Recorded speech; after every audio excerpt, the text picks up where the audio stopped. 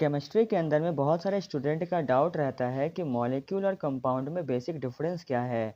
वे उसके डेफिनेशन को रट तो लेते हैं लेकिन समझ नहीं पाते कि कब मॉलिक्यूल कहना है और कब कंपाउंड। तो चलिए समझते हैं।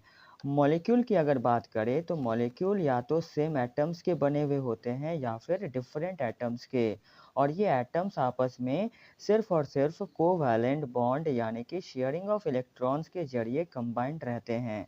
एग्जाम्पल में बात करें तो हाइड्रोजन के मॉलिक्यूल, इसमें क्या है, आपके दो हाइड्रोजन के सेम एटम आपस में कोवैलेंट बॉन्ड के साथ कंबाइंड रहते हैं।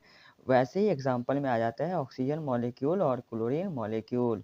अगर हम डिफरेंट एटम्स और कोवैलेंट बॉन्ड की बात करें तो उसमें आ जाता है वाटर, कार्बन डाइऑक्साइड और ग्लूकोज, और ये भी आपके मॉलिक्यूल कहेंगे।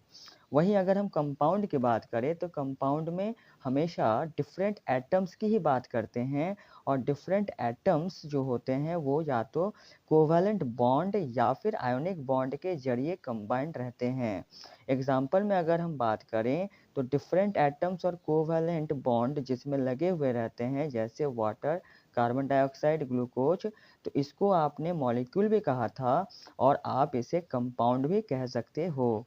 वैसे ही अगर हम आयोनिक बॉन्ड जिसमें डिफरेंट एटम्स और आयोनिक बॉन्ड हो जैसे सोडियम क्लोराइड, पोटेशियम क्लोराइड और सोडियम हाइड्रोक्साइड, तो आप इसको सिर्फ और सिर्फ कंपाउंड ही कहोगे क्योंकि इसमें आयोनिक बॉन्ड लगे हुए रहते हैं।